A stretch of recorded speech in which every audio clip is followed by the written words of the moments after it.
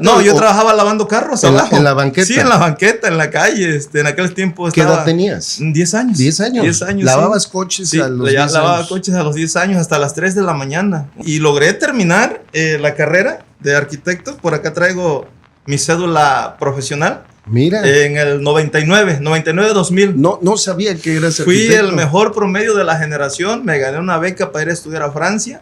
Y con la presa de la muerte, que le llamo yo, con la presa La Parota, pues nos iban a acabar de chingar. Nuestra lucha comenzó defendiendo la tierra. Nosotros decíamos, la tierra no se vende. Sí. Ahí nació el grito de guerra de la tierra no se vende, se ama y se defiende. Este me puso una 9 milímetros en el pecho y me dijo, te vas a morir, indio pendejo. Y yo lo que hice, pues saqué mi machete y le dije, pues nos vamos a morir. Me detiene René Juárez Cisneros y me lleva al reclusorio de Acapulco por secuestro. Cuando llega Seferino, nuevamente me gira orden de aprehensión y me lleva allanamiento de morada. Y le dije, ¿qué haces aquí, cabrón? Si te pedimos el apoyo, vienes a burlarte. Al gobernador. Al gobernador, y pues ya agárrele un manotazo. Y a uno de sus guaruras me quiso poner el arma y pues todos nos sacamos los machetes. Sí. Digo, lárgate, aquí no te queremos. ¿Le diste una cachetada al gobernador o le lanzaste, digamos, un... Sí, le metí la mano y le di una cachetada. Ya me dice Ángel Aguirre, de esta, dice, te vas a acordar toda tu vida. Me arrancaron 2 uñas de los pies, me torturaron. Había un comandante de la policía que me dijo que era una orden de su jefe. Digo, ¿quién es tu jefe? Dice, al que cacheteaste y al que corriste de allá de Cacahuatepec. Dice, y te vamos a llevar a un penal de máxima seguridad, pero antes, dice, te vamos a tirar a los cocodrilos.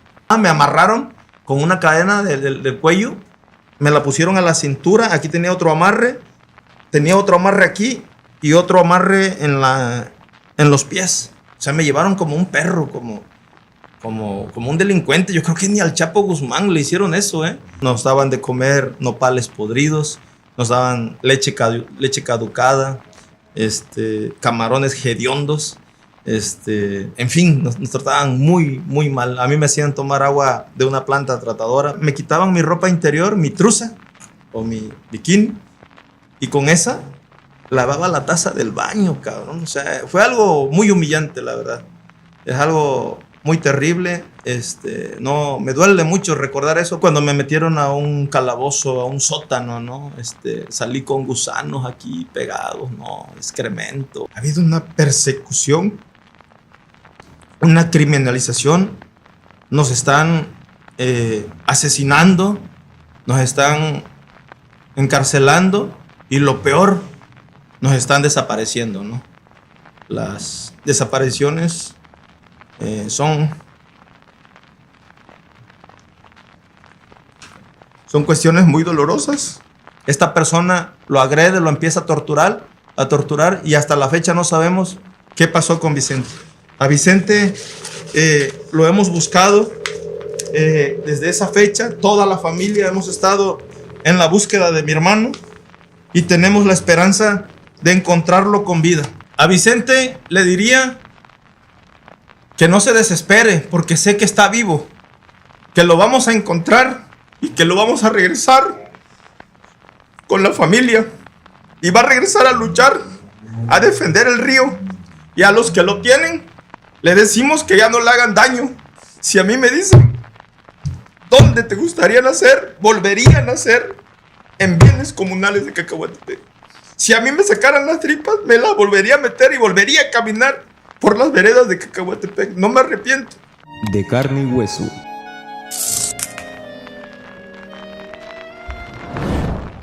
¿Qué tal? Me da mucho gusto que nos sigas y que te conectes con nosotros. Bienvenidas y bienvenidos a nuestro podcast de carne y hueso, el lado humano de la política.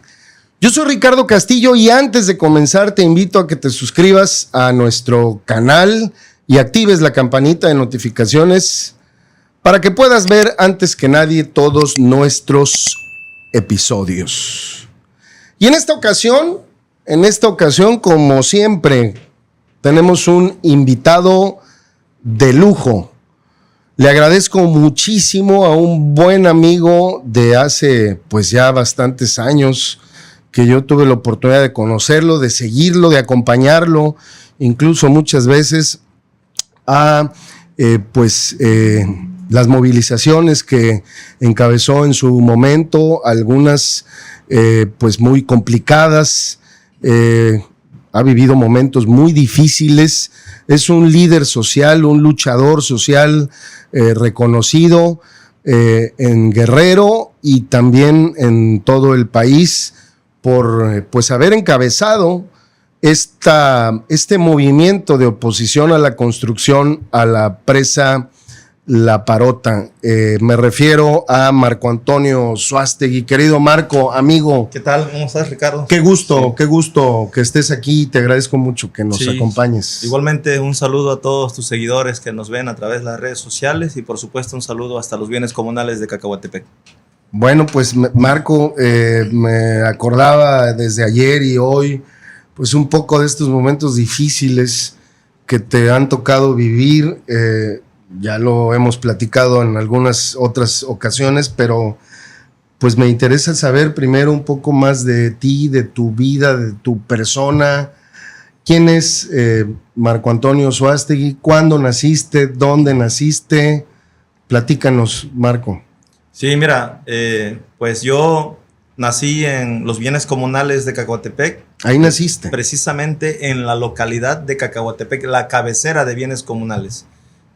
Ahí nací el 17 de enero de 1976. Nosotros nacimos en un petate, literalmente, con una partera. En aquellos años casi no había ni luz en la comunidad. Entonces era muy difícil atravesar el río y traer a las mujeres para que se aliviaran a Acapulco, así que nacimos ahí en Cacahuatepec. ¿Te refieres al río Papagayo que atraviesa toda esta serie de comunidades que están pues ahí en esta zona, ¿no? Así es, nosotros tenemos una barrera de protección natural que es el río Papagayo.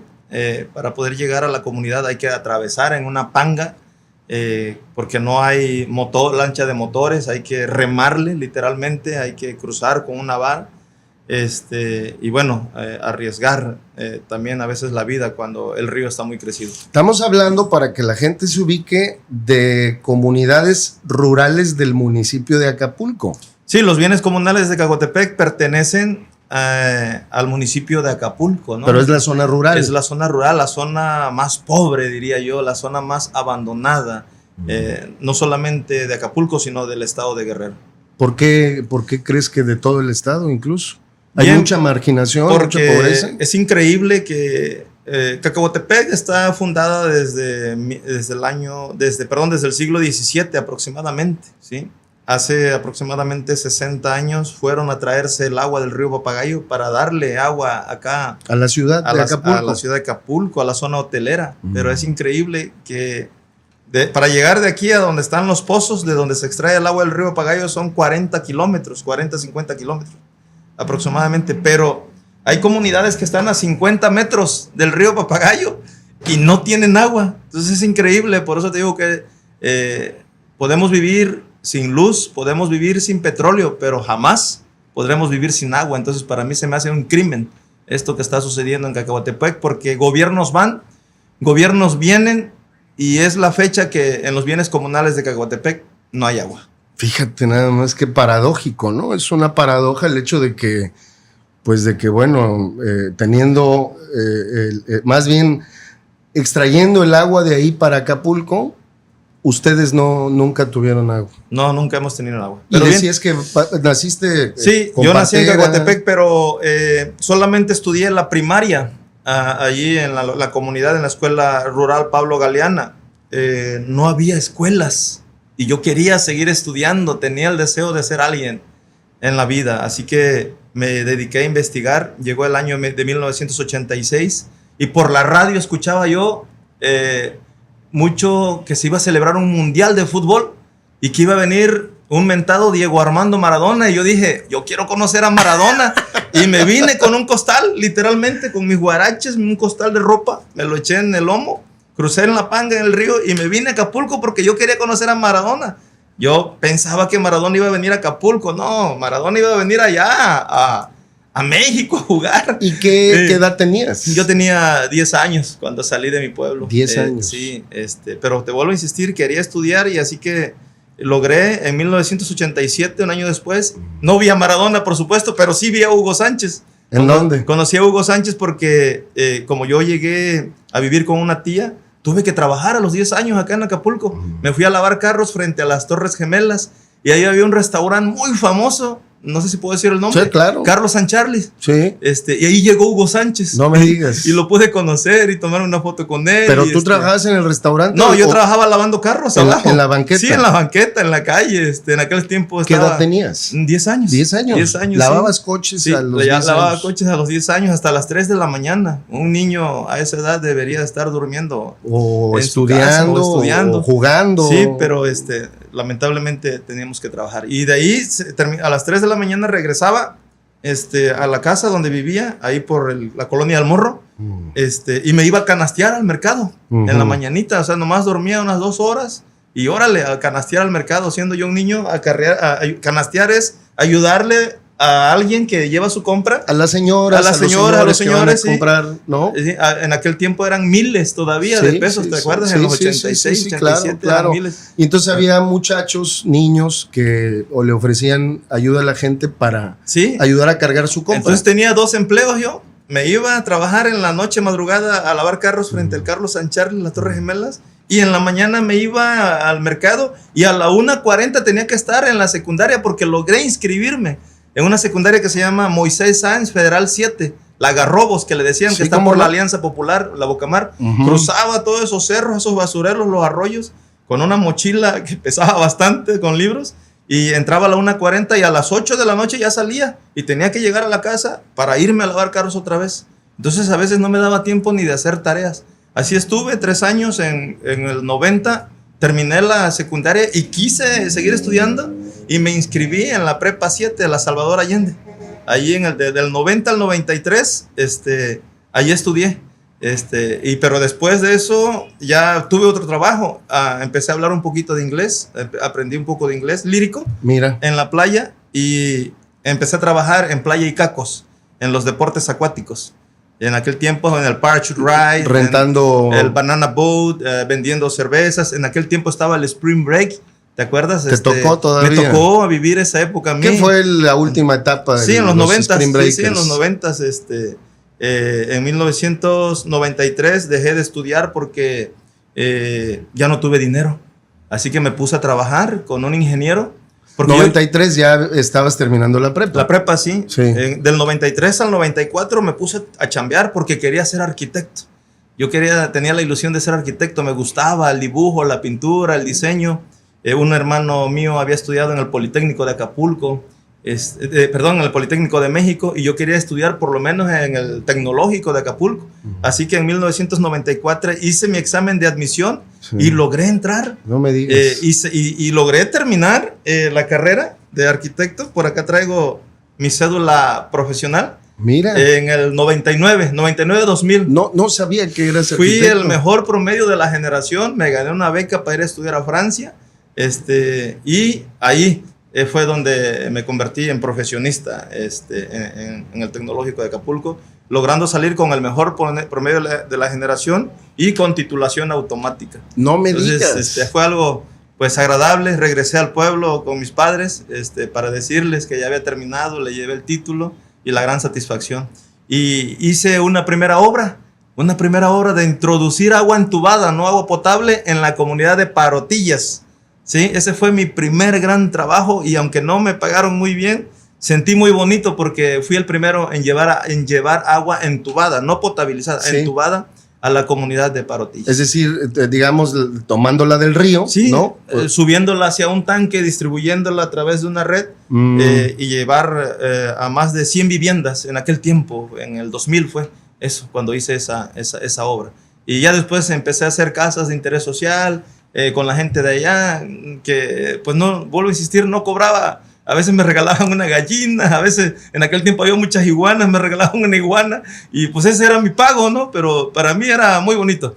Después estuve trabajando. Fíjate que me tocó trabajar en la administración de Seferino Torreblanca Galindo. Como presidente municipal. Cuando era presidente municipal. De supervisor de obra. Me tocó hacer las primeras pavimentaciones en Llano Largo. Algunas construcciones acá en el Alta Infonavit. No sabía nada de en lo fin, que me estás diciendo. estuve de supervisor de obra ahí. Me acuerdo que me dieron un bochito viejito Y con ese me iba a supervisar las obras, ¿no? Terminé la carrera y en el 2002 comenzó la problemática en mi pueblo. ¿Cuándo comienza, digamos, el proyecto de La Parota? Viene desde el año 2000, si no me equivoco, o antes, ¿no? Mucho antes. El proyecto de La Parota llega en 1976 a los bienes comunales de Cacahuatepec. Digamos, mi papá y mi abuelo nos reciben a la Comisión Federal allá. Por primera vez. Por primera vez. En aquel tiempo la gente no sabía nada, no había información, nada más decían que iban a hacer una mega obra que iba a traer beneficios. Mi papá y mi abuelo prestaron los terrenos para que llegaran con maquinaria incluso, para que hicieran carreteras por encima de nuestras tierras, allá en La Parota. Quiero nada más ubicarte. Yo nací en Cacahuatepec, en la cabecera, pero las tierras de cultivo, donde nosotros sembramos actualmente hasta la fecha con mis hijos y mis familias, están en La Parota, hacia arriba del río. Sí. Sí, yo tengo que cruzar de a fuerza del río para llegar a mis terrenos, a mis parcelas. Allá es donde se pretendía construir, así se llama la comunidad Las Parotas. Sí. Por eso la presa se le llamó Proyecto Hidroeléctrico La Parota. Entonces en 1976 nacen, pero en el 2002 es cuando ya aterrizan el proyecto allí en Cacahuatepec. Con Vicente Fox como presidente. Con Vicente Fox como presidente, con Alberto López Rosas como alcalde y con René Juárez Cisneros como gobernador. Sí, es cuando llega, ¿no? Entonces nosotros pues nacimos allá. Yo vengo de una familia afroindígena, soy afrodescendiente. ¿De dónde es tu familia? La familia de nosotros viene de la Costa Chica, de San Marcos hacia adentro, por allá. Mi padre era negro, moreno. Mi madre era indígena, entonces nosotros traemos las dos sangres, ¿no? Indígenas y de raza negra, ¿no? Somos con pelo poco rizado ahí, traemos esos rasgos. En Cacahuatepec es una comunidad indígena, hay lugares donde se habla náhuatl todavía. ¿Te has de acordar de Apalani? Sí. Del campanario. ¿Cómo no? ¿Te acuerdas del campanario? ¿Te acuerdas que nos del dieron una campanario? chinga. Sí, Porque sí. Hasta a ti te tocó. A mí me madrearon los Bueno, nos iban a madrear primero los compañeros con un machetazo. A mí me iban a dar un machetazo. No, y entonces sale Marco, dice, no, él es de los nuestros, ¿no? Sí, hay comunidades donde... Después explicó que era de la prensa, ¿no? Hay comunidades donde se habla náhuatl, el mexicano. Por ejemplo, en Apanguac, en Apalani, en Cabeza de Tigre. En esas comunidades todavía hay gente con muchos rasgos. Así está registrada comunidad indígena de Cacahuatepec. Mira. Sí. Oye, ¿y cómo, digamos, tú nunca te desvinculaste, a pesar de que viniste a vivir aquí a Acapulco, nunca te desvinculaste de las tierras de tu familia, de tu pueblo, ¿no? Sí, lo que pasa es que nosotros tenemos una costumbre, una tradición muy arraigada, que hay que respetar a los abuelos y a los padres. En aquel tiempo las tierras eran del abuelo. Muere el abuelo, las tierras eran de mi padre. Hoy muere mi padre, ahora las tierras son de los hijos. ¿Tu papá ya Sí, mi papá falleció? y mi mamá ya fallecieron durante la lucha, durante los 20 años de lucha que vamos a cumplir. Pero nunca dejamos nuestras tierras, ¿no? Nunca dejamos nuestros Te lo orígenes. pregunto porque siempre hubo durante un tiempo pues, esta campaña, dentro de la campaña de desprestigio que hubo en tu contra y en contra del movimiento que se opuso a la presa de La Parota, que decía que tú no eras de ahí, que tú no vivías ahí, que en fin, pero vamos, por lo que cuentas. Sí, de hecho, las tierras, digo, sin menospreciar a nadie, ¿Sí? Las mejores tierras de los bienes comunales de Cacahuatepec son de la familia Suástegui, porque las tenemos casi a orilla del río. Tenemos cerriles, por ejemplo, tenemos tierras en Cacahuatepec, tuvimos tierra en Apanguac, tenemos tierra en Rancho Las Marías, tenemos parcelas en Las Parotas, en fin. O sea, en las comunidades donde precisamente se pretendía construir la presa, es donde tenemos las mejores tierras. Nosotros nos dedicamos a la crianza de ganado, a la ordeña del ganado, a sacar leche, queso, crema, requesón. De eso hemos vivido también. También yo, aparte, otro empleo que tuve fue ordeñar de becerrero con mi papá y traer el queso a vender a las colonias acá de Acapulco, que en aquel tiempo se vendía muy bien el queso, la crema, el requesón. Lo traían de ahí. La carne, por supuesto. Y por supuesto, lo más principal, la siembra de maíz, que es para el autoconsumo, pero eso es algo que te da identidad, ¿no? La milpa, ¿sí? La milpa. La milpa no solamente es el maíz, el frijol y la calabaza. Esa es la esencia de un campesino, de un comunero de de Cacahuatepec. Entonces, a nosotros se nos da mucho la siembra del maíz. ¿Y de tú las sembraste todo? Sí, todo, sembramos hasta la fecha. Hasta la fecha. De hecho, en aquel tiempo, en los 90, llegamos a tener 400 cabezas de ganado, cabrón. Entonces, éramos pobres aquí en Acapulco, porque aquí teníamos que estar de arrimados y estudiantes. Pero allá no éramos pobres. En Cacahuatepec yo no me consideraba pobre porque tenía leche, tenía queso, tenía carne, Claro. teníamos ganado, teníamos caballos. Para vivir. Para vivir, sí, o sea, y tenemos el agua del río Papagayo. Entonces es interesante la vida en el campo, y esa campaña que iniciaron de que yo no era comunero. Que tú eras de Icacos, o de la playa de Icacos. No, de hecho, hoy hasta la fecha las principales tuberías de agua que abastecen algunos pueblos que lograron conectarse al río pasan por nuestras tierras. Mira. Sí,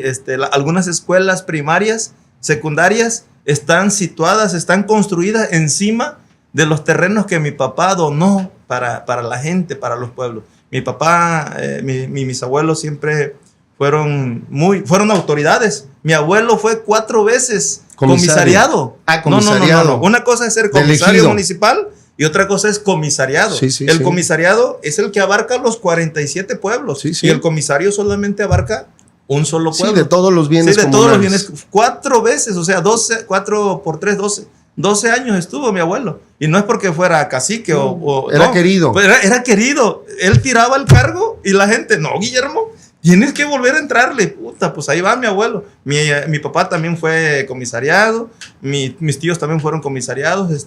Y actualmente nosotros estamos viviendo allá, seguimos viviendo allá. Allá tienes su casa. Tienes su casa cuando gusten. Gracias. Nos seguimos dedicando ya no tenemos las 400 cabezas de ganado porque pues con la enfermedad de mis padres tuvimos que vender, otras se las robaron, otras se murieron. Hoy tenemos poquita, quizás 40, 50 cabezas de ganado, pero nos dedicamos otra vez a la ordeña. Yo lo que hago con la leche que hoy ordeño, se la regalo a la gente yo soy pobre, pero hay gente que está más pobre que yo.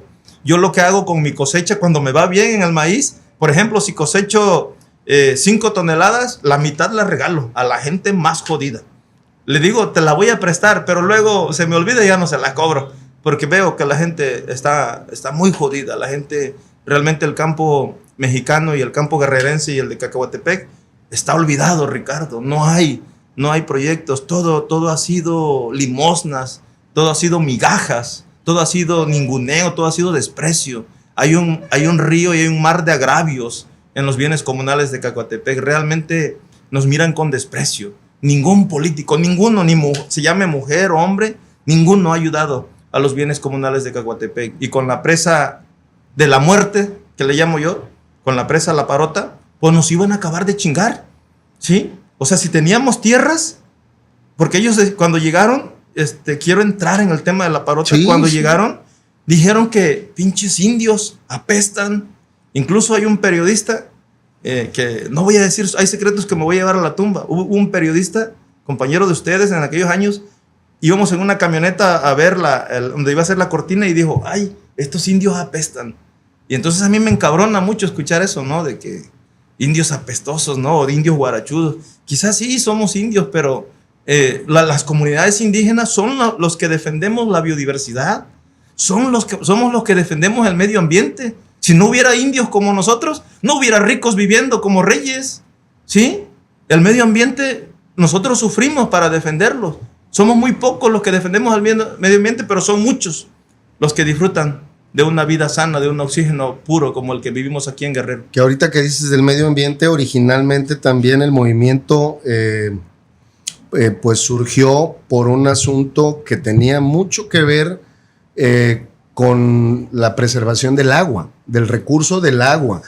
Ustedes planteaban que la presa iba a terminar con el agua precisamente, ¿no? Sí, mira, nuestra lucha comenzó defendiendo la tierra. Nosotros decíamos, la tierra no se vende. Sí. Ahí nació el grito de guerra de la tierra no se vende, se ama y se defiende. Y ahí fue donde sacamos por primera vez los machetes, ¿no? El machete que hasta las mujeres en aquel tiempo, sí, yo porto orgullosamente un machete ayutleco. Sí, este machete lleva 20 años conmigo desde que inició la lucha. Tiene una inscripción aquí que dice. Es un machete, dice quién lo produjo, en qué año lo produjo, y es un machete cacho de toro. Ya no hay. busca estos machetes, ya nadie tiene estos machetes. Mira. Es de un acero muy fuerte. Fue un machete muy pesado en su tiempo, ahorita ya me lo estoy acabando. Pero si te fijas bien, tiene un doble filo. Sí, por sí, los dos lados, aquí, mira. ajá. Por los dos lados. Sí. Sí, es el machete que caracteriza, ¿no? a los comuneros y en este caso a la lucha de la parota. Por acá también te traje una revista que más adelante vamos a abrir para que, que la veas, un obsequio. Y entonces el machete se convirtió pues en una leyenda. En el símbolo sí, de la lucha. símbolo de la lucha ustedes. de la parota, ¿no? Entonces sí es importante. ¿Tú cómo te incorporas, Marco? Sí, mira, ¿Cómo cuando es que decides tú incorporarte? Yo pensaba irme a Francia, yo tenía la idea de estudiar en el extranjero, quería ir a Cuba, quería ir a otros lugares a traer, pues, nuevos diseños arquitectónicos. Yo me veía en un futuro como uno de los mejores. A mí me gusta Legorreta, me gusta Ramírez Vázquez, quien construyó el Estadio Azteca. Sí. Yo admiraba a esos arquitectos, yo quería llegar a ese nivel, ¿no? De la arquitectura. Pero en el 2003 vienen unos tíos, uno de Garrapata, uno de Arroyo Verde y uno de San José Cacahuatepec. Vienen a verme aquí a Acapulco porque ya sabían que yo era arquitecto, que yo había terminado. Entonces a ellos como que los estaban haciendo tontos, los estaban engañando los de la CFE, la Comisión Federal de Electricidad. Ya empezaba este proceso de quizás de negociación la compra de las tierras. Había unos buitres, no sé si te acuerdas, una ratota que se llamaba Evencio Romero, en paz descanse, no sé si ya murió. No, vive todavía, bueno, a ver si el diablo se lo lleva un día de estos. Ese personaje nefasto se metió con la CNC, ¿te acuerdas? Sí. Él, Nabor Ojeda y Eduardo Valente Navidad, 3 lacras, pillos, bandidos. Todos del PRI. Todos del PRI y aglutinados en la CNC y empezaron a comprar al Comisariado de Bienes Comunales. Entonces yo un día vi en el periódico El Sur, por cierto, y en Novedades, que decía, comienzan las negociaciones por la presa La Parota. Al frente están el Comisariado de Bienes Comunales, Crescencio Jerónimo Aparicio, Evencio Romero, Nabor Ojeda y Eduardo Valente Navidad. ¡Ay! Me entró un escalofrío. Digo, ¿esos lacras al frente de la negociación de La Parota? Y entonces mis tíos vienen a verme a Acapulco. Yo ya tenía mi cédula profesional, estaba por irme a otro lugar a estudiar. Irte a Francia. Y quería yo irme a Francia. Mi idea era irme a cualquier otro lugar vuelvo a insistir, yo quería ser un gran arquitecto. Y vienen mis tíos y me dicen, hijo, queremos que nos ayudes, dice, porque van a hacer la presa, dice, y no nos han dicho, pero nos van a sacar de ahí, dice, nos van a correr, nos van a quitar las tierras. Y entonces pues estaba mi papá a un lado, le digo, pero pues yo no tengo tierras, le digo, las tierras son del jefe, aquí está. Y ya digo, pues platiquen con él, porque yo vuelvo a insistir, ya mayor de edad, pero yo obedeciendo al patrón, que era mi papá, pues, por los usos y costumbres. Y ya mi papá les dice, ¿de qué se trata? Dice, no, vamos a defender la tierra, si no queremos vender la tierra. Entonces yo les pregunté a ellos, digo, ¿qué quieren? ¿Dinero? Díganme, porque si quieren dinero, yo no voy. ¿O quieren empleos? Porque estaban ofreciendo empleos. Porque si quieren chamba, digo, yo soy arquitecto, pero a mí no me gustaría trabajar en esa construcción. Digo, porque si quieren chamba o puestos, yo no voy. Dice, no, queremos defender la tierra. Digo, bueno, si mi jefe me da permiso, yo voy. Dice mi papá, vamos. Y fuimos a las primeras asambleas allá a Cacahuatepec, y ahí llegó Carlos Pérez Aguirre, no sé si te acuerdas de él. ¿Cómo no? Él fue el que inició el proyecto. Él era el encargado de la Comisión Federal de Electricidad. Él pertenecía al partido del PRD. Sí. Y estaba de gobernador René Juárez Cisneros, que después lo metió a la cárcel. Sí. Entonces llegué a una asamblea y le pregunté al ingeniero Carlos Pérez Aguirre, porque ya estaban haciendo brechas. Bueno, ya tenían construido un helipuerto, ¿te vas a acordar? Sí, me acuerdo muy donde bien. Aterrizaban los helicópteros. Bueno, ¿te acuerdas también que después hicieron unas casitas muestra para engañar a la gente? Exactamente, hicieron casitas muestras. Los iban a reubicar. Y habían hecho los socavones. Sí. ¿Qué son los socavones? Donde se iba a anclar la gran cortina. Sí. Una del lado del Cerro de los Mayos y otro del Cerro de la Hierbabuena. Sí. Una gran cortina que decían que iba a ser de 70 metros, y no es cierto, iba a ser de 196 metros de altura, más la corona iba a terminar en 200 metros. Una de las más grandes en su tipo del mundo. Después del río, la que está en el río Moon, allá en la India, sí. Y después de otra que está en China, y después de las de Brasil. Sí. Entonces, una de las más grandes. Y ahí empecé a darme cuenta, conocí en aquel tiempo a un regidor, Pepe Pando, no sé si te acuerdas. ¿Cómo no? José Luis Morales. El buen Pepe Pando. Pepe Pando. Oye, ese tipo nos ayudó bastante. Y era regidor del PRD. Del PRD y nos dijo, Marco, aquí tengo el proyecto. Entonces yo agarré y que tiro el proyecto. Digo, yo no lo quiero ver. Dice, no seas tonto, velo, porque ahí está toda la información. Y ahí comencé a meterme y ahí vi el gran lago artificial, el gran vaso y la gran cortina de la presa. Iban a ser, ellos decían que nada más 3 comunidades. Sí. Y en realidad eran 36 comunidades las que iban a estar en cubiertas. El agua, cubiertas por el gran... Agarraba el municipio de Acapulco, Chilpancingo, Tecuanapa, Tierra Colorada y San Marcos. Y San Marcos, sí, ¿te acuerdas? Sí, sí. Bien, entonces regreso y empiezo a conquistar gente y a darle información a la gente de cómo va a ser la gran presa. ¿Dónde fueron las primeras asambleas? Las primeras fueron, los primeros pueblos que se empezaron a oponer fue San José Cacahuatepec, Garrapatas y Arroyo Verde. De ahí nosotros nos bajamos a hacer asambleas, a hacer recorridos por Salsipuedes, ¿te acuerdas? Sí. Por la Aguacaliente, sí. Cruces de Cacahuatepec, Guamuchito, El Campanario y Colonia Guerrero, Los Guajes, también, Dos Arroyos y La Palma. Sí. Ahí empezamos a hacer las primeras asambleas de nosotros, de los comuneros. Nos decíamos nosotros los opositores nada más. Nada más así se llamaban. Los opositores.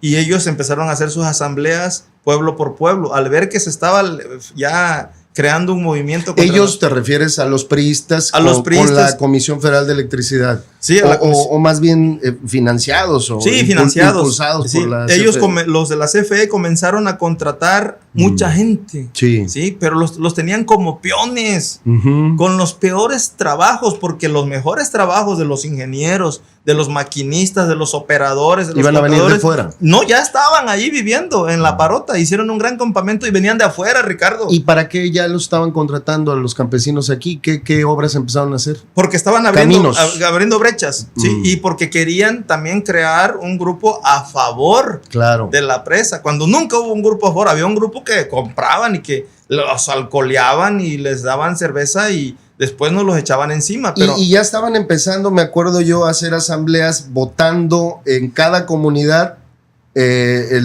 digamos, la aprobación del proyecto. Sí, ¿no? Yo en una ocasión le dije al ingeniero Carlos Pérez Aguirre, lo paré en seco en una comunidad, creo que fue en Las Parotas o en Rancho Las Marías, no me acuerdo, entre Las Parotas y el Rancho Las Marías, y le dije, oiga, ingeniero, ¿usted quién le dio permiso para entrar aquí? Dice, nosotros traemos permiso de la Semarnat, traemos permiso de la CNA, ¿te acuerdas que era la Comisión Nacional del Agua? Traemos permiso de la Profepa, dice, traemos el permiso del gobierno federal. Digo, sí, ingeniero, pero le falta un permiso, el más importante. Dice, chingados, dice, ¿y cuál es ese? Digo, el de los dueños de la tierra. Usted no tiene la aprobación de los comuneros, usted no tiene la licencia social de los campesinos y nunca la va a tener. Y ya digo, a ver, muéstreme un acta de asamblea donde el 50% más uno haya votado. Y se empezaron a ver y se empezaron a retorcer y se salieron corriendo. Después, en abril del 2003, empezaron a hacer las asambleas. Empezaron a hacer las asambleas. Para esto nosotros nos empezamos a organizar y el 28 de julio del 2003 pusimos un primer plantón en frente de mi comunidad de Cacahuatepec, en un paraje que se llama El Fraile. Ahí paramos a la Comisión Federal de Electricidad y decidimos que tenían que sacar su maquinaria.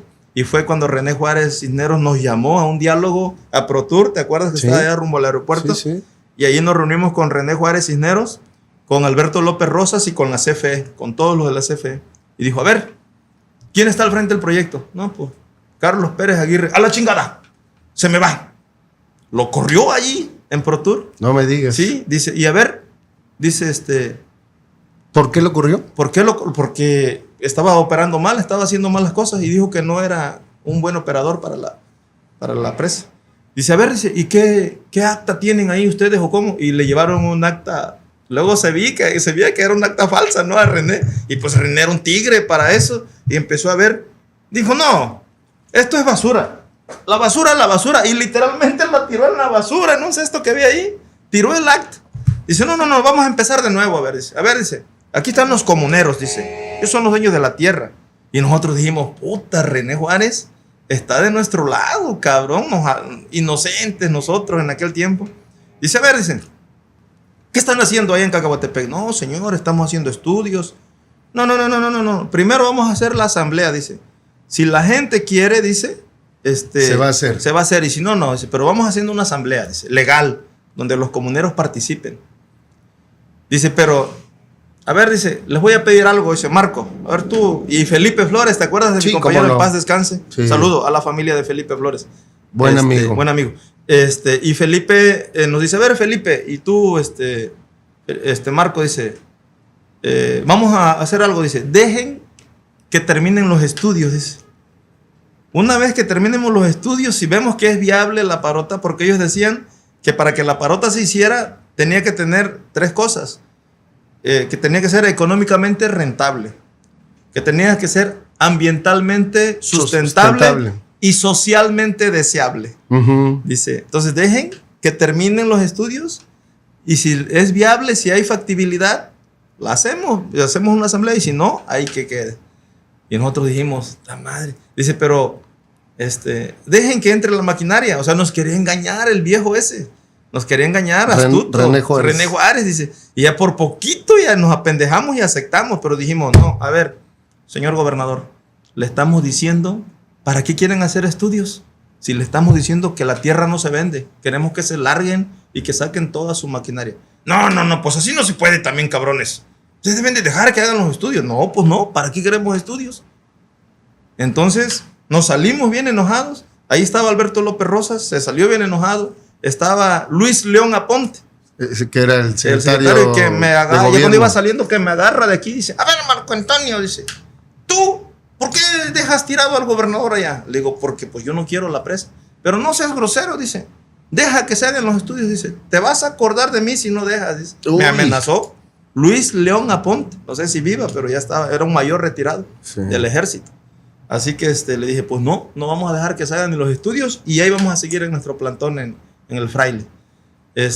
Bueno, hicieron una asamblea amañada, tú te has de acordar, ya no la hicieron en Cacahuatepec, se la llevaron al Campanario, un pueblo que sí pertenece a Cacahuatepec, pero que no es el lugar de usos y costumbres, y se la llevaron con 1,500 policías armados. Mira, tengo la prueba, por eso te quise traer, te voy a regalar esta revista más adelante, pero tengo la prueba. Mira, esta fotografía es escalofriante.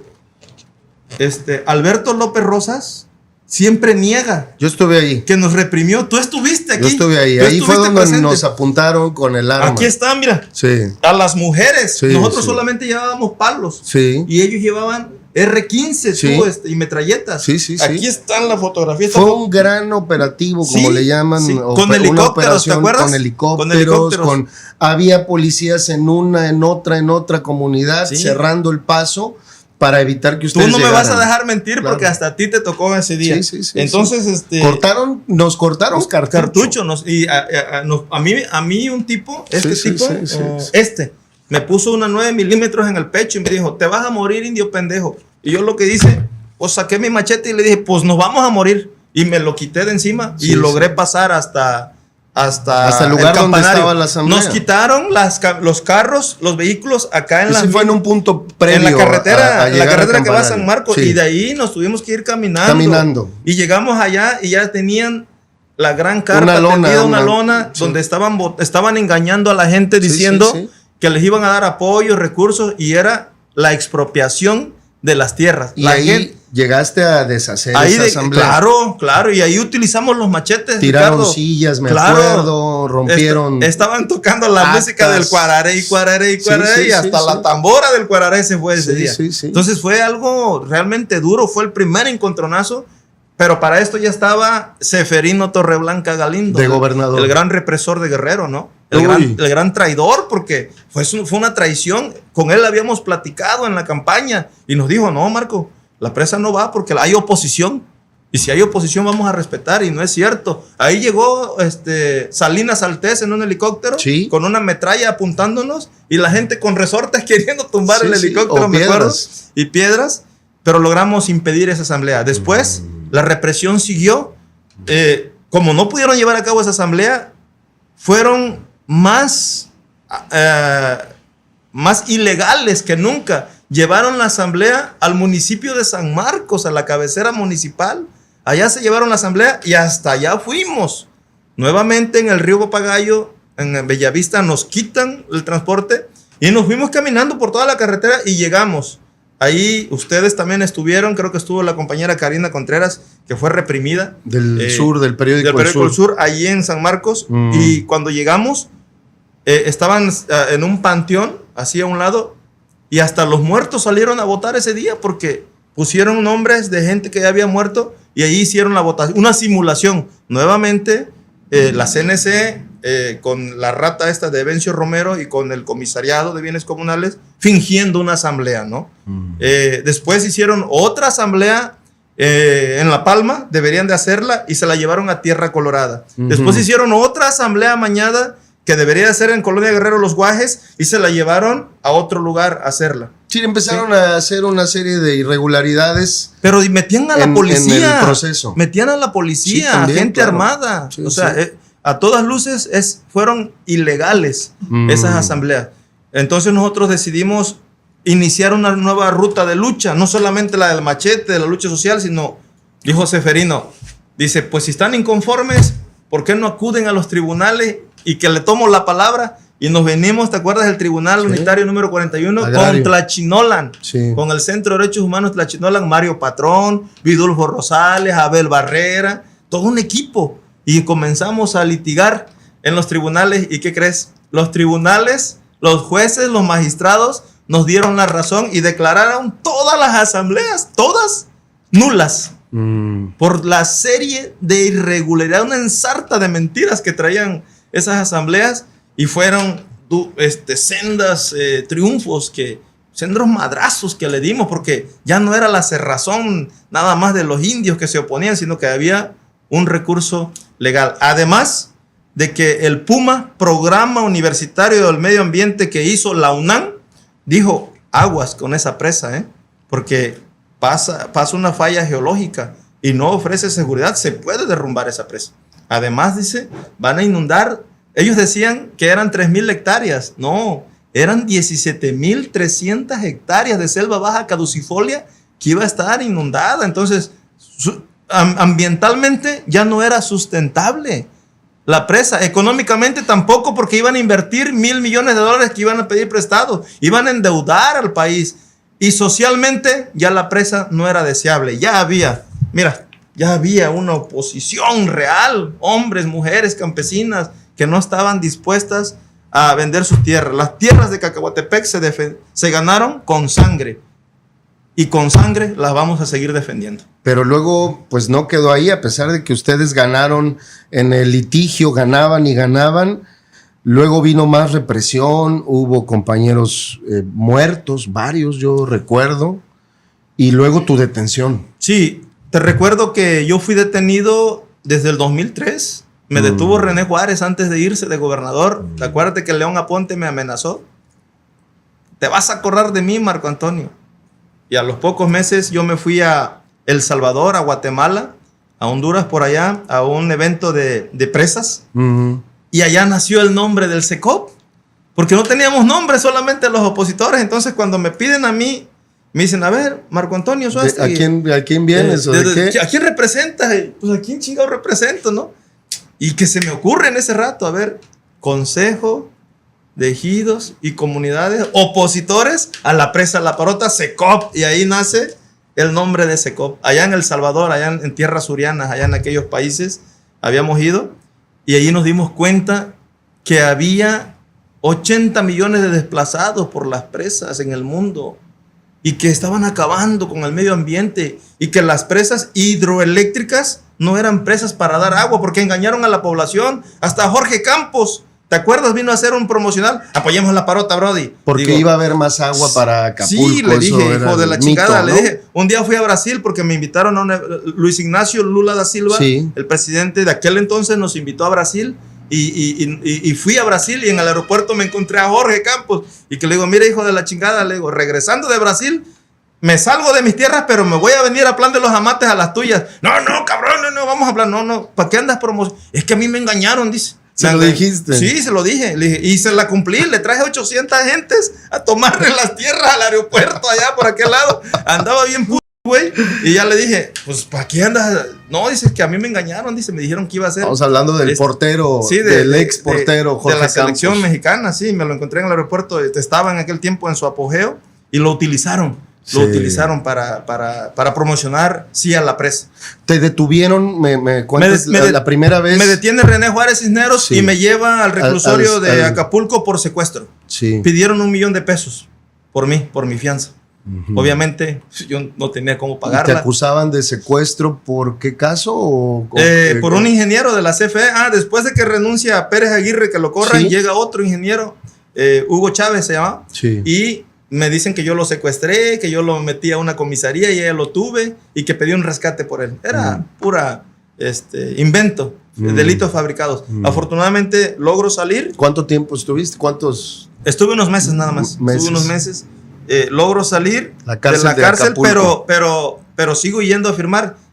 Quiero decir algo muy importante. Llevo 20 años procesado, firmando en el reclusorio. Yo no sé, yo no encuentro en la historia. He encontrado gente que ha estado 20, 30 años presa, pero no he encontrado a alguien que lleve 20 años firmando. Yo llevo hasta la fecha. O sea, mañana viernes me toca. Todavía no terminan mis termina tu proceso. 20 años procesado, Ricardo.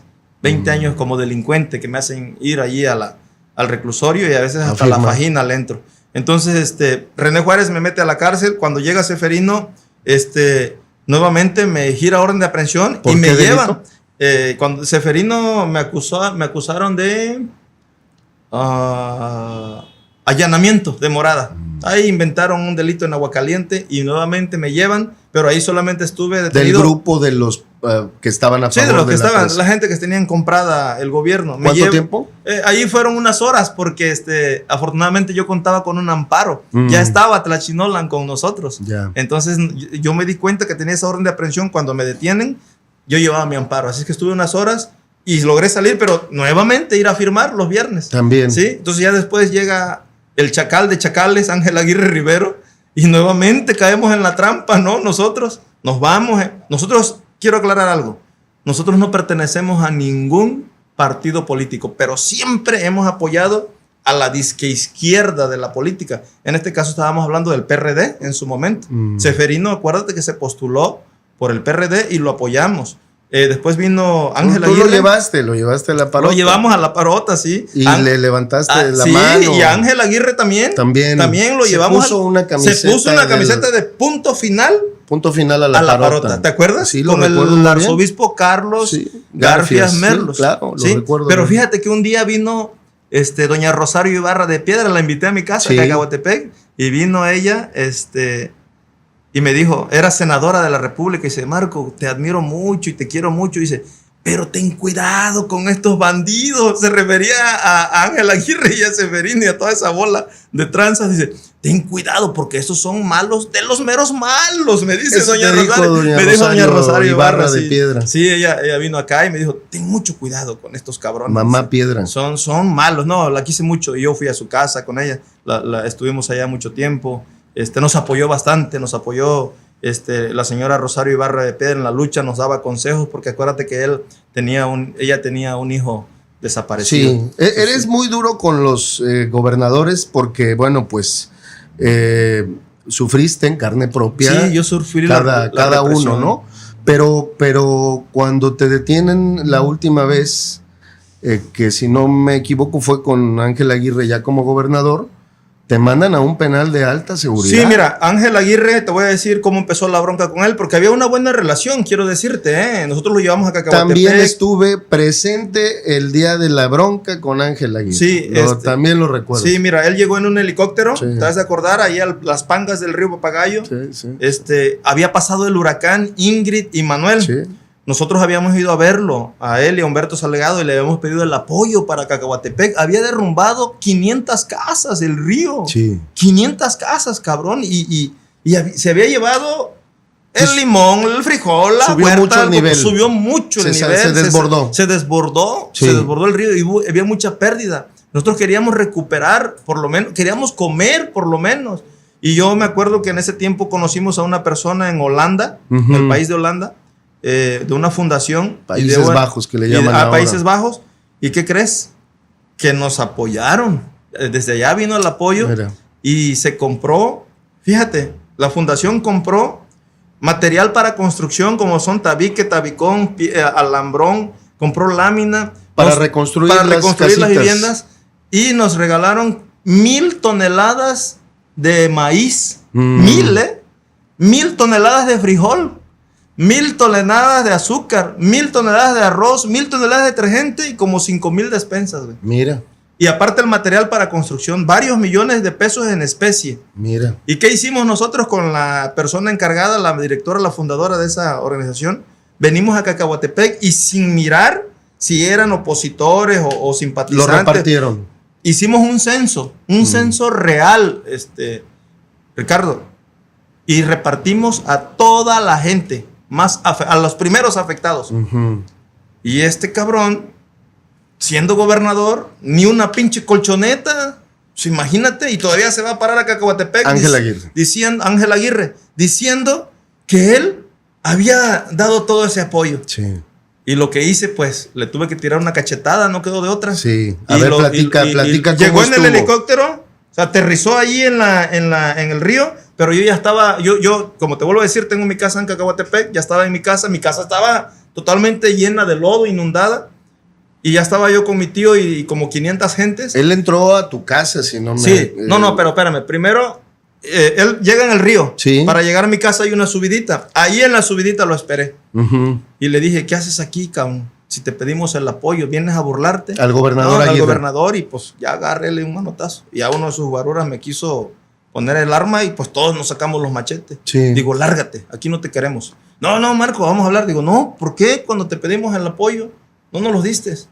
Aquí, digo, ya vino una fundación y es la que... ¿cómo? ¿No te da vergüenza? Le digo, que otros países como Holanda vengan a apoyar acá a Cacahuatepec. ¿Le diste una cachetada al gobernador o le lanzaste, digamos, un... Sí, le metí la mano y le di una cachetada, la cansé de dar acá por este lado. Sí, la recibió, pues. Y ahí venía también el licenciado, pues, Luis Walton, ¿no? Que en paz descanse.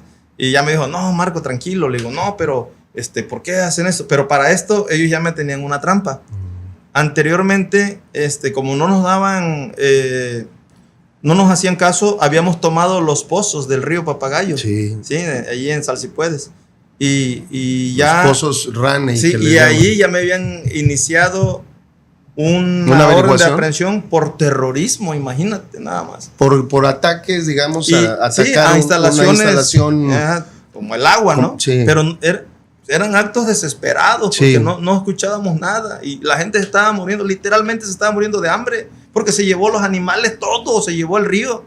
Y no recibíamos apoyo. Y te detuvieron por esa toma de los pozos. Sí, pero después de la cachetada que le lanzaste al gobernador. Después, ya después se calmaron las cosas. Me dijo, no, vamos a platicar a tu casa. Digo, vamos pues. Y ya me los llevé ahí a la casa. Así es, sí. Y ahí nuevamente comenzó otra discusión. Sí, ¿no? Muy fuerte. Muy fuerte. Y que no se supo en aquel momento. La verdad no trascendió mucho porque hubo... alguna operación de medios para contener, pero ¿qué fue esa discusión? Sí, tú gritaste muy fuerte ahí. Sí, estábamos ya dentro de la casa. Y también ellos, ¿eh? Nos metimos agachados así a la casa porque no podíamos entrar. Le digo, mira, digo, mi casa no importa, le digo, porque yo al final de cuentas le voy a sacar el lodo, le voy a sacar la tierra y voy a vivir en ella. Pero hay gente, le dije ahí adentro, le digo, hay gente que está allá afuera esperando, y ahí estaban los afectados afuera, pues, los verdaderos afectados de todo el río Papagayo. Y ya me dijo, no, pero es que aquí dice, ya no va a ser a través de líderes. Digo, yo no te estoy pidiendo nada para mí. Y yo no soy líder, yo soy un dirigente de oposición de un proyecto. Y hoy tenemos que virar el barco, tenemos que atender a la gente. Y ahí yo le saqué, le dije, y ya sé que me están persiguiendo. Yo ya llevaba la averiguación en mis manos. Y le digo, fuiste tú. Y lamentablemente le tuve que dar una patada al licenciado Luis Walton. Y a este cabrón lo empujé nuevamente. Y lárguense de mi casa. A chingar a su madre, aquí no los quiero. Eso, y ya me dice, pero tú no eres el dueño del pueblo, pero sí soy el dueño de mi casa. Y de mi casa no los quiero. Y lárguense. Y ya me dice Ángel Aguirre, de esta, dice, te vas a acordar toda tu vida, dice. Vas a ver, nadie, dice, nadie te va a quitar, dice, lo que va a venir de encima. Digo, órale, pues acá te espero, digo, pero por lo pronto lárgate. Y salieron y se largaron, se fueron. Y ya después, no solamente fue una orden de aprehensión, fueron 8 a partir de ahí las que me iniciaron. Yo ya sabía y se rumoraba que me iban a trasladar a un penal de máxima seguridad. ¿En qué año te detienen? En el 2014. Yo, por seguridad, traje a mi familia a Acapulco. Vengo del pueblo a ver a mi familia. Cuando me encuentro con mi familia, voy saliendo de la casa donde estaban ellos refugiados y ahí me detienen. Me arrancaron 2 uñas de los pies, me torturaron. Había un comandante de la policía que me dijo que era una orden de su jefe. Digo, ¿quién es tu jefe? Dice, al que cacheteaste y al que corriste de allá de Cacahuatepec. Dice, y te vamos a llevar a un penal de máxima seguridad, pero antes, dice, te vamos a tirar a los cocodrilos. ¿Sí? ¿Dónde te tuvieron? Me detuvieron aquí en Acapulco. Pero después, ¿dónde te torturaron? ¿Dónde yo creo que fue en la fiscalía. ¿Cómo yo creo? Porque ¿Te llevaron vendado? Sí, porque ¿no me viste? llevaron ya con una bolsa puesta, una bolsa negra. Y me metieron en una oficina y una secretaria, yo creo que era una secretaria porque alcancé a ver un escritorio y le dijo, no, dice, no hagan eso aquí, dice, porque nos van a meter en problemas. Para esto me empezaron con unas botas, alguien con unas botas, me empezó a arrancar las uñas, literalmente, ¿no? Me alcanzó a arrancar 3 uñas, me dio con la culata del arma en la columna hasta la fecha. Yo necesito una operación, tengo 3 vértebras lesionadas muy fuertes, tengo desviada la columna. Por esa tortura. A partir de ese momento. Después sí supe que estaba en la fiscalía porque llegaron los medios de comunicación ahí y algún fotógrafo tomó una fotografía allí y dijeron estos cabrones, ya no lo sigan madreando porque ya están los medios. De ahí me llevaron, yo creo que al penal de Las Cruces, pero de ahí inmediatamente me trasladaron en una camioneta cerrada al penal de La Unión. Y de ahí en un helicóptero a Zihuatanejo y de ahí en un avión hasta Tepic, Nayarit, donde estuve encerrado, donde estuve 8 meses bajo tierra, donde estuve sin ver a la familia, donde estuve incomunicado y donde nos trataban de lo peor. Nos decían que el gobernador Ángel Aguirre Rivero estaba dando más de 1,5 millones de pesos cada mes para que nos trataran mal, ¿sí? Entonces, me tuvieron ahí, nos daban de comer nopales podridos, nos daban leche caducada, camarones hediondos, en fin, nos trataban muy, muy mal. A mí me hacían tomar agua de una planta tratadora porque me decían que ni al agua tenía derecho. Cuando iba a verme mi familia, no la dejaban entrar. A mí me detienen el 17 de junio del 2014. ¿Sí? Junio, julio, agosto. En septiembre ocurre lo de Ayotzinapa. ¿Sí? Y entonces fue cuando este gobierno de Ángel Aguirre comienza a tambalearse, ¿no? Y comienza, pues comenzó una represión total también antes de mi detención, porque acuérdate que también se llevaron a Nestora Salgado. Ella estuvo conmigo allá en el penal de Tepic, Nayarit, sí, en el Rincón. Se llevaron a Arturo Campos, se llevaron a Gonzalo Molina, ¿sí? Se llevaron a varios líderes sociales. Así es. Fue una oleada de represión, de persecución de Ángel Aguirre Rivero, del Chacal, de él. ¿Cómo fue estar en la cárcel en un penal de máxima seguridad? Yo sé que a ti te marcó mucho. Sí, son momentos que ya no puedes olvidar. Estaba comentando aquí antes de entrar a la entrevista que me ponían una chicharra a las 3 de la mañana, como una alarma, ¿no? Me levantaba bien cabrón, ¿no? Y a vestirme, a rasurarme y a ponerme mi uniforme. Me acuerdo que me pusieron un número, 5148. 5148, yo les decía, yo me llamo Marcos Suástegui.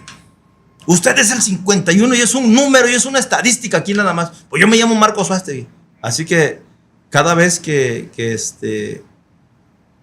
yo escuchaba el 51 o 48, me llenaba de coraje porque pues yo no soy animal, como si me hubieran errado, ¿no? 51, 48, estar lejos de la familia, estar lejos de la lucha, de los compañeros, incomunicado. Yo solamente recibía cartas, una carta al mes, ¿sí? Y ahí me escribían mis hijos, la familia muy preocupada. Yo no sabía nada, yo no supe lo de Ayotzinapa porque estaba incomunicado, ya había pasado. Pero ¿sí? me acuerdo que tu salud ahí se vio Sí, muy mermada. Normalmente nosotros allá... Estabas hasta irreconocible a tu regreso. Sí, nosotros en el rancho acostumbramos a comer pues tortilla a mano, leche de vaca, maíz, elote, carne, ¿sí? Pescado del río. Entonces yo pesaba 98 kilos, casi 100. Mido 1,76 de altura. Entonces me fui muy fuerte. Hay una imagen que todavía recuerdo que me amarraron con una cadena del cuello. Me la pusieron a la cintura. Aquí tenía otro amarre.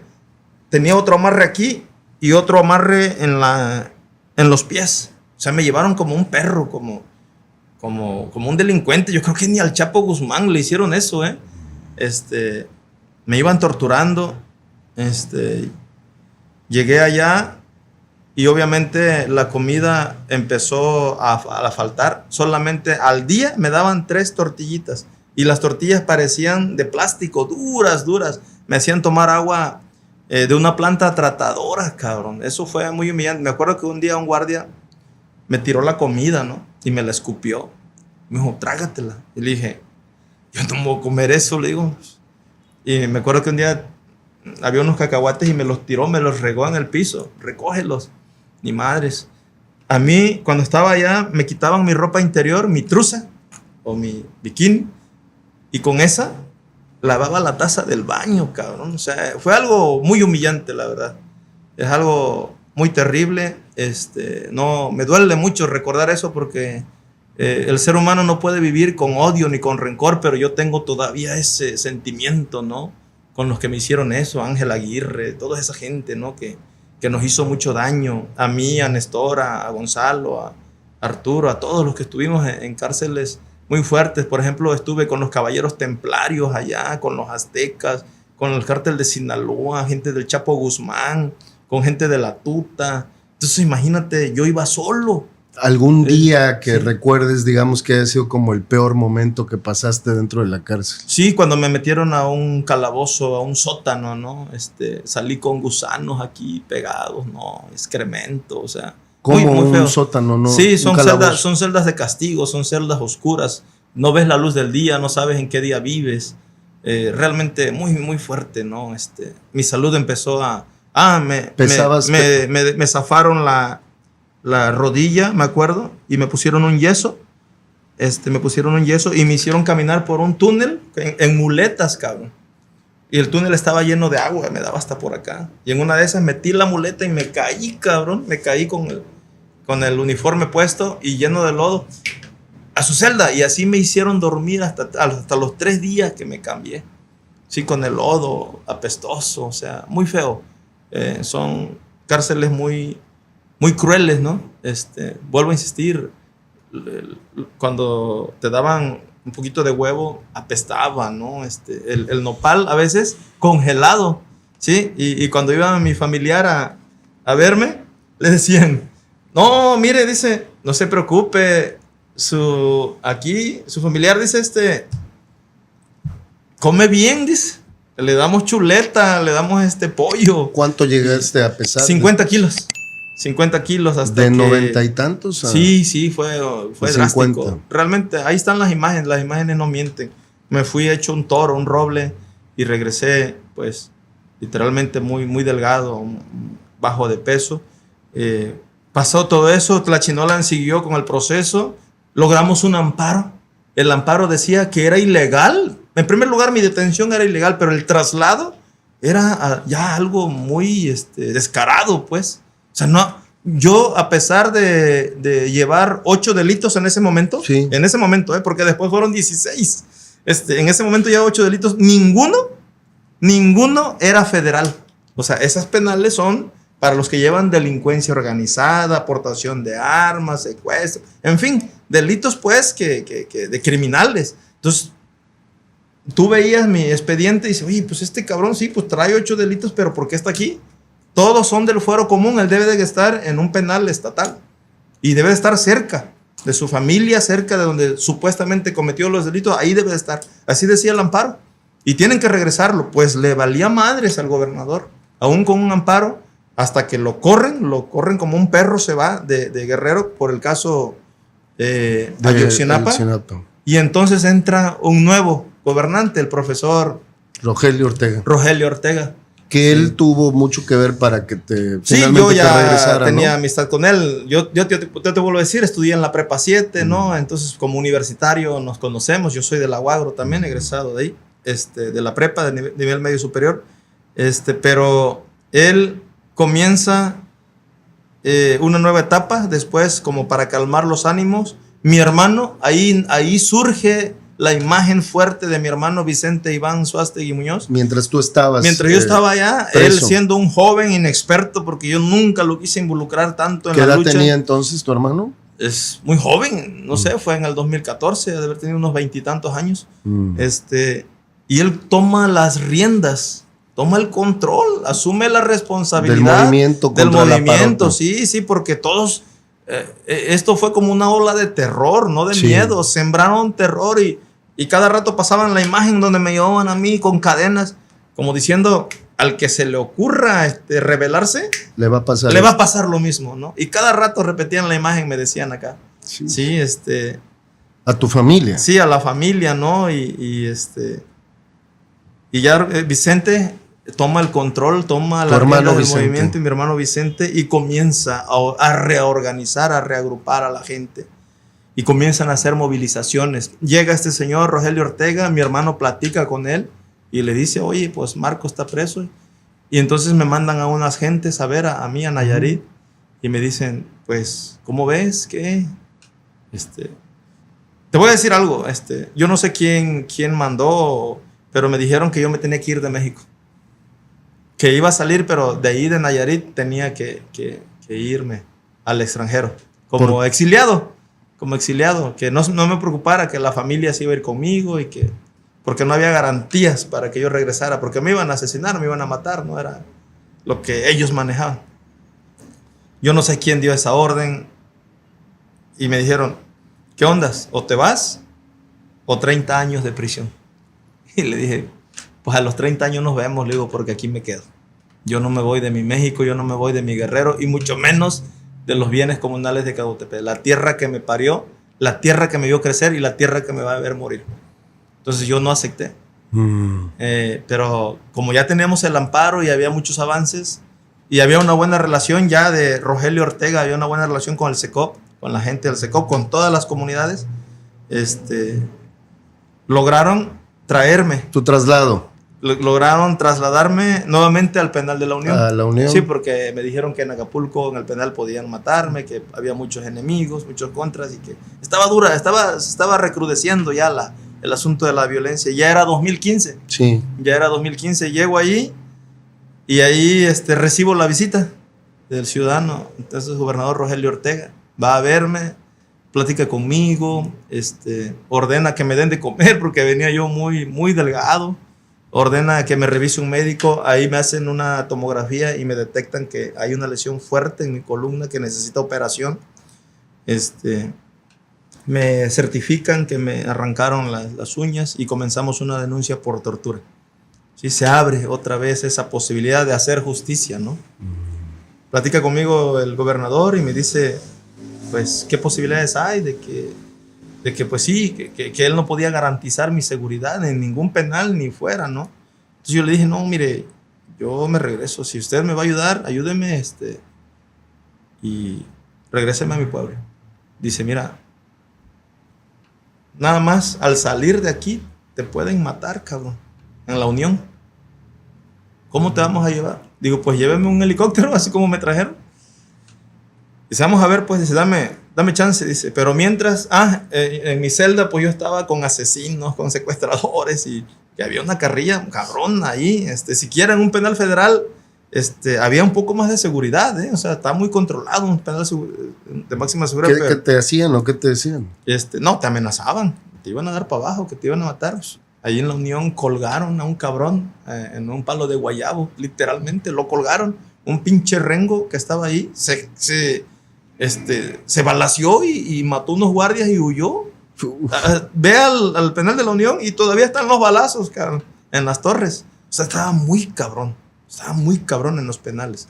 Entonces yo ahí todavía creo que estuve 6 o 7 meses todavía ahí en la Unión.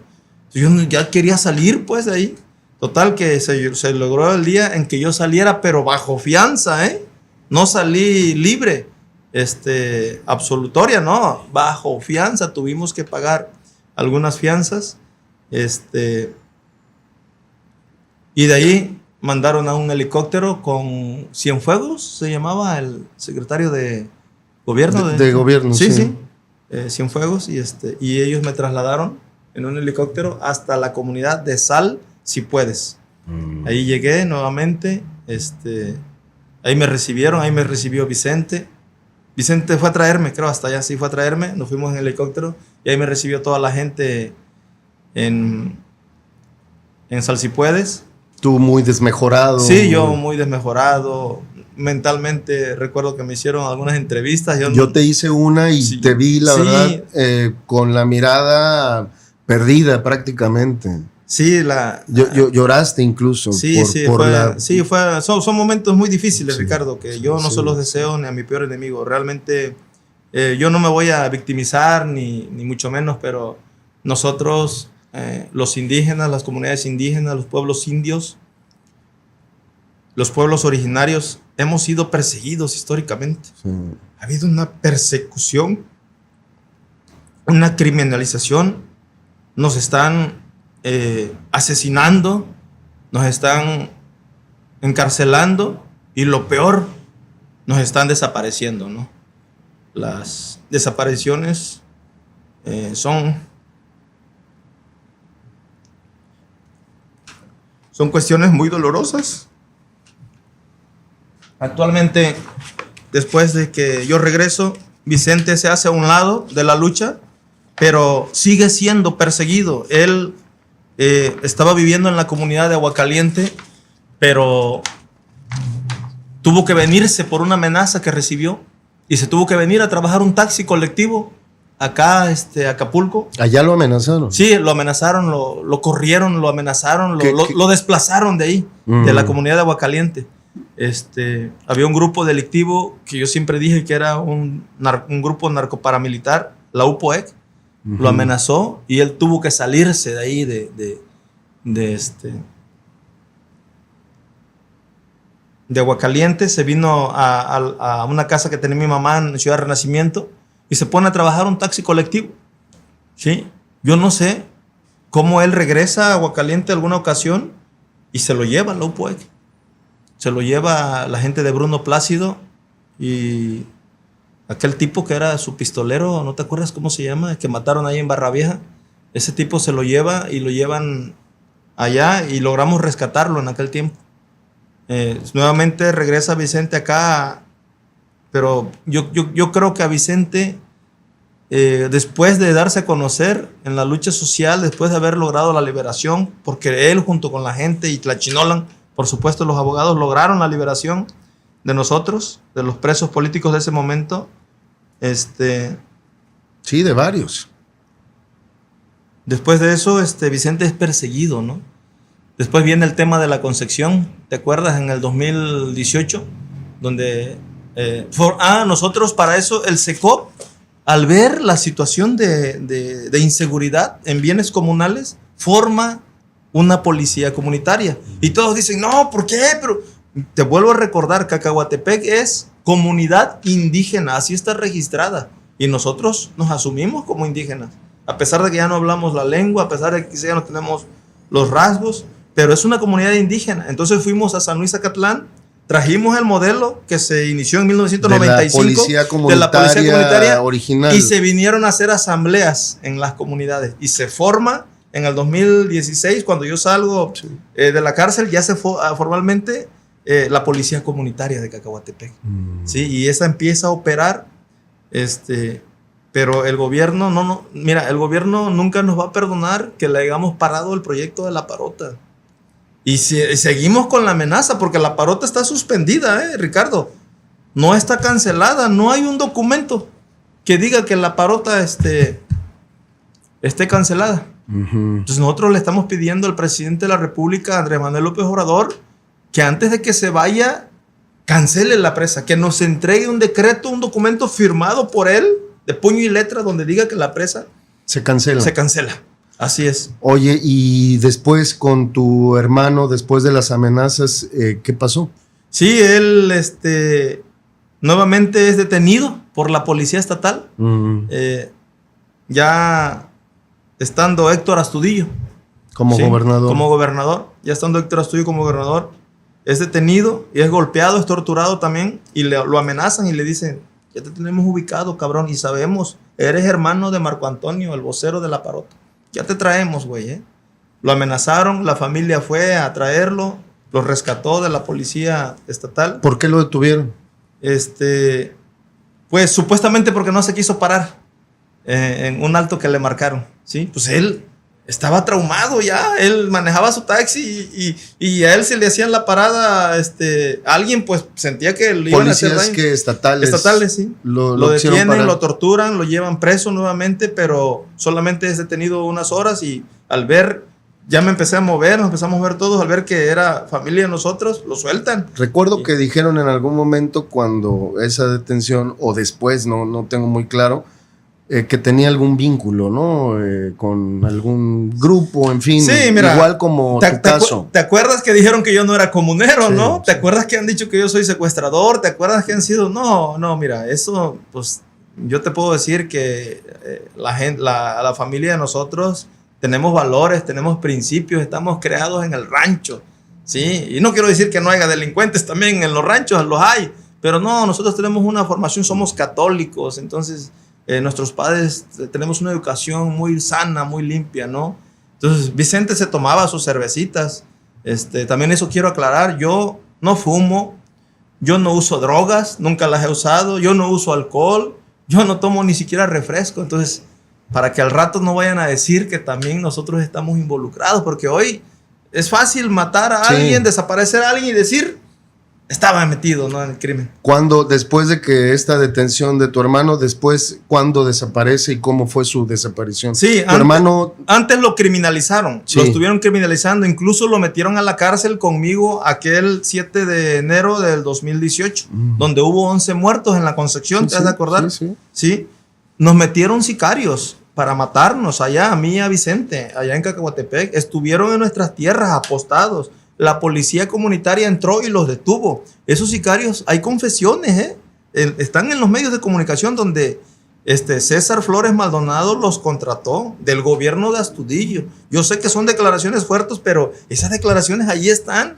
Ellos dijeron, había por ejemplo un ex militar, ¿sí?, que se internó con cuernos de chivo, cabrón. A la cárcel. No, a Cacahuatepec, ya estando libres. Cuando fueron a detenerlos. Sí. No, ahí la policía comunitaria los tenía detenidos. Bruno Plácido también participó.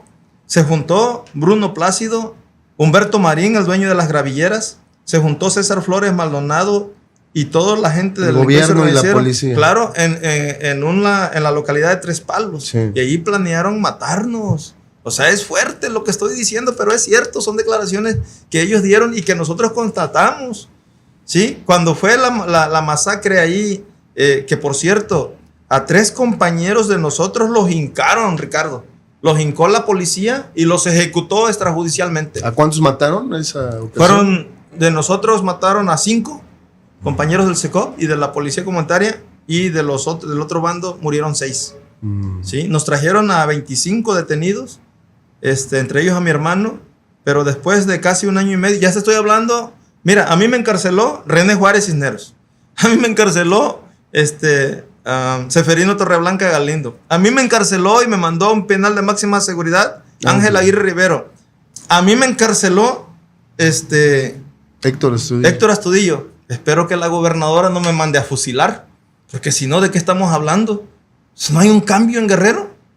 O sea, esperemos que este gobierno no nos persiga, no nos reprima, que no siga con la misma estela de agravios y atropellos contra los luchadores sociales. Nosotros lo único que estamos haciendo es defender nuestro territorio, el agua del río Papagayo. Nosotros no queremos la presa. Nosotros no queremos que nos dejen en paz. Queremos vivir en paz. Somos felices en Cacahuatepec. Queremos, al contrario, queremos agua, pero no con una presa. Queremos que nos doten de agua. Queremos que nos doten de caminos, de carreteras. Creo que merecemos, los campesinos de Cacahuatepec, que tanto hemos defendido el agua y el territorio, merecemos una calidad de vida mejor. ¿Sí? Somos dueños de esas tierras y creo que Acapulco debería estar agradecido porque gracias a nosotros no nos hizo la presa y gracias a eso hay agua todavía acá. Hoy la alcaldesa ha declarado que efectivamente el río Papagayo se está yendo abajo por culpa de las gravilleras. Se está secando. Sí, se está secando. Eso es un crimen que le están haciendo al río y nosotros próximamente vamos a parar esas gravilleras y las vamos a sacar fuera como sacamos la presa La Parota también de nuestras tierras. Pero volviendo al tema de Vicente, Vicente se pone a trabajar nuevamente el taxi colectivo y el 5 de agosto del 2021 Vicente sale a trabajar bajo una fuerte tormenta que estaba cayendo ese día, una noche oscura, tenebrosa, ¿no? Es perseguido, te lo digo porque tengo el video, es perseguido por sujetos armados ahí desde el bulevar de las Cruces. Él ingresa con su taxi, con su vehículo, con un pasaje a bordo, rumbo al circuito interior de Renacimiento y a la altura de la secundaria federal número 9 es detenido. Y le dicen a estos tipos, Vicente, porque lo conocieron. Y le dijeron, Vicente, nos tienes que acompañar. Vicente se resiste y le pegan un plomazo a mi hermano. Tenemos los videos. ¿Sí? Y se lo llevan a bordo de un vehículo March y una camioneta que los estaba resguardando. Participó la policía estatal y participó la policía ministerial. Uno de esos policías ministeriales creo que ya tiene problemas o tuvo problemas ahí mismo con la gente.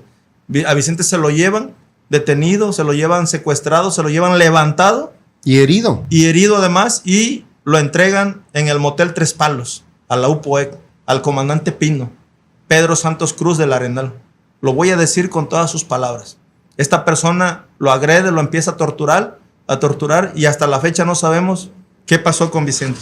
A Vicente lo hemos buscado desde esa fecha. Toda la familia hemos estado en la búsqueda de mi hermano y tenemos la esperanza de encontrarlo con vida.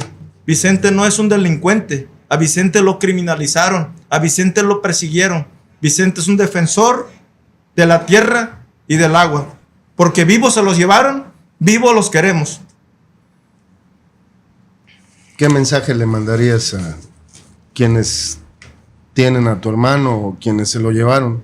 A Vicente le diría que no se desespere porque sé que está vivo, que lo vamos a encontrar y que lo vamos a regresar con la familia y va a regresar a luchar, a defender el río, y a los que lo tienen le decimos que ya no le hagan daño y que ya nos dejen también de hacer daño a nosotros porque la familia está sufriendo mucho.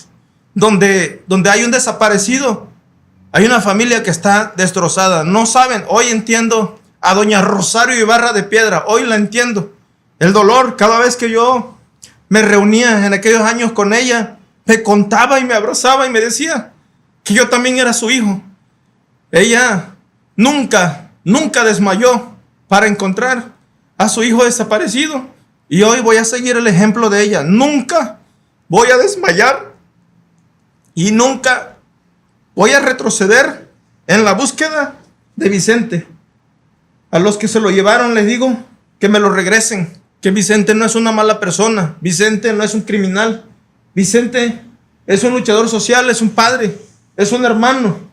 A Vicente lo queremos de regreso y a las autoridades que cumplan su papel, que hagan su función de buscar a los miles y miles de desaparecidos aquí en Guerrero y en Acapulco. Lamentablemente las cifras son alarmantes, van subiendo cada vez más, van subiendo las desapariciones y esto realmente está haciendo un daño, es un cáncer que lastima, que lacera y que marca. A mí me marcó mucho la cárcel de Nayarit, no lo puedo negar, ha sido un parteaguas en mi vida, pero me ha marcado más la desaparición de mi hermano y de mi compañero de lucha, Vicente Iván Suástegui Muñoz. Estamos de pie con los compañeros de Ayotzinapa, estamos buscando a los 43, estamos buscando a los miles de desaparecidos, pero también estamos buscando a Vicente, porque vivo se lo llevaron, vivo lo queremos. Qué difícil debe de ser pues toda esta historia, Marco, pues de lucha, de tu lucha. Y te voy a preguntar algo que a lo mejor no tiene, pues a lo mejor mucho sentido, porque sé que estás muy comprometido con esta lucha, pero el haber dejado tu aspiración personal de ir a Francia, de estudiar, y cambiaste todo eso por esta lucha. Y lo volvería a cambiar, lo volvería a cambiar. Si a mí me dicen, ¿dónde te gustaría nacer? Volvería a nacer en bienes comunales de Cacahuatepec. Si a mí me sacaran las tripas, me las volvería a meter y volvería a caminar por las veredas de Cacahuatepec. No me arrepiento, porque creo que la lucha ha permitido que se sepa lo que está sucediendo en Cacahuatepec, pero sobre todo ha permitido que la gente siga viviendo en esos pueblos. No nos sacaron y no nos van a sacar nunca de Cacahuatepec. Muchos dicen que somos cerrados al desarrollo. Eso no era desarrollo.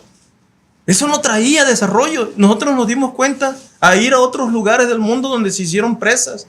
Donde hay presas, hay desplazados, hay emigración, hay pobreza, hay miseria. Un campesino sin su tierra es como si sacaran a un pez del agua, se muere. El campesino debe estar con su tierra, con sus animales, con su río, con su agua. Entonces, no me arrepiento, sí. A veces veo mi cédula profesional, hasta la beso y me siento orgulloso porque, pues, eso se lo dediqué a mis padres y a mí mismo, ¿no? Pero en cualquier momento tengo 47 años de edad y en cualquier momento a lo mejor hago una maestría, un doctorado, porque me gustan las letras, me gusta estudiar. Y algún día se me hará ir al extranjero a estudiar, pero para regresar. O sea, yo no quiero ir al extranjero como para quedarme a vivir. No, yo soy mexicano. Yo soy de Guerrero y en Guerrero tenemos mucho arraigo a nuestra tierra. Quiero ir a aprender otras cosas para traerlas, para innovar. Sí, por ejemplo, a mí me gustaría que mi comunidad estuviera comunicada, que tuvieran agua potable, que hubiera sistemas de riego. Y yo como arquitecto puedo trabajar allí. ¿Sí? No necesito trabajar en la presa. Necesito trabajar en algo que beneficie a mi pueblo, ¿no? Diseñar como una ciudad modelo, ¿no? Donde la gente tenga una mejor calidad de vida sin dejar su tierra, sin abandonar el río, ¿no? Entonces sí tengo la esperanza de proyectar un puente, por ejemplo. Se ha dicho mucho de que nosotros nos oponemos a un puente. No, no nos oponemos a un puente. Nos oponemos a la forma como están haciendo las cosas. Se roban el pinche dinero. Nunca va a haber un desarrollo para Cacahuatepec. Donde hay agua, hay vida. Y nosotros tenemos el río, pero no tenemos agua. Entonces, por ejemplo, volver a hacer un proyecto como el de Parotillas, pero ahora para los 47 pueblos, ¿no? Un gran proyecto de agua. Sí, realmente estoy muy emocionado todavía. Quiero retomar mi carrera como arquitecto, pero lo quiero hacer allá en mi rancho, en el pueblo, con los míos, con la gente que me quiere. Por último, Marco, se cumplen 20 años ya del CECOP, de la lucha que tú encabezas.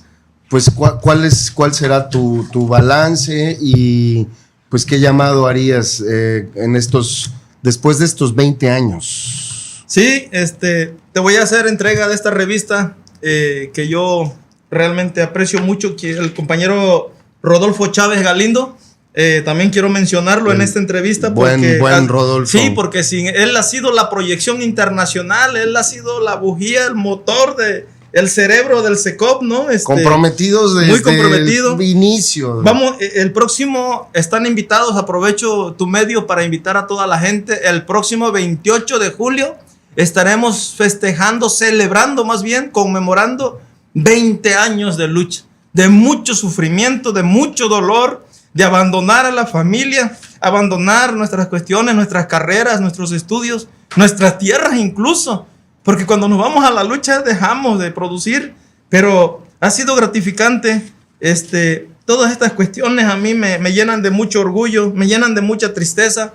Te la regalo, mi hermano, es un presente que te traigo. Y lo aprecio mucho, Marco. Ojalá que pudieras estar acompañando. Con Estás todo invitado gusto, claro a todo el que sí. equipo de Cuadratín. Claro que sí.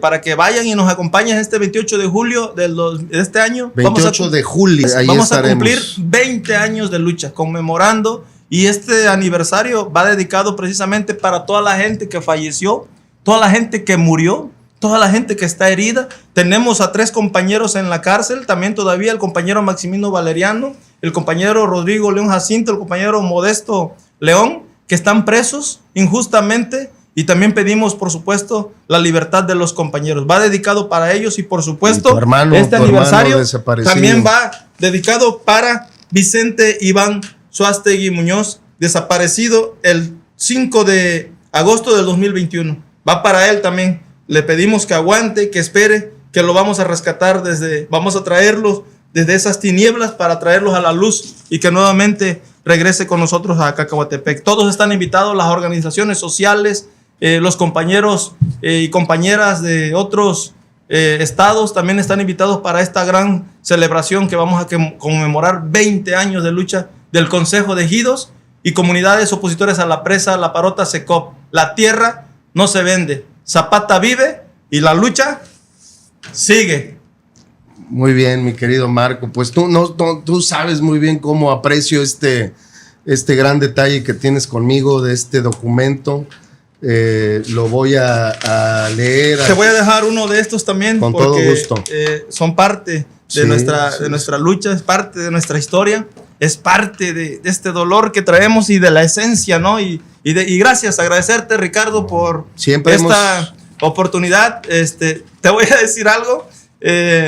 Muchos me decían que no viniera, que yo ya te conozco, sé que eres un buen amigo. Solo espero que no te vayan a correr de este programa, porque la última vez que me hiciste la entrevista allá en RTG, tuviste que salir de la televisión espero que no pase eso. Ojalá que no te censuren. He hablado cosas muy fuertes, pero que tengo bien sustentado. Yo espero que te vaya bien a todo el equipo. Ojalá que haya en otra ocasión la oportunidad de seguir narrando. Ojalá que podamos estar y que puedas ir a acompañarnos. Allí estaremos y sabes que te he acompañado en lo personal en muchos momentos de esta lucha. Así es, pues que viva la lucha social y que viva Cuadratín Guerrero. Eso, pues Marco, te agradezco muchísimo esta oportunidad. Sí, muy bien. Y hay que seguirle echando todas las ganas. Ánimo, sí. Gracias. Saludos a todos. Muchas gracias, querido Marco. Y bueno, sobre todo, muchas gracias a ti que nos acompañaste en esta conversación, dramática, sin duda, pero interesante por el lado humano. Y bueno, pues muchas gracias por estar aquí con nosotros. Te recuerdo que te suscribas a nuestro canal, que actives la campanita de notificaciones y yo soy Ricardo Castillo. Nos vemos la próxima.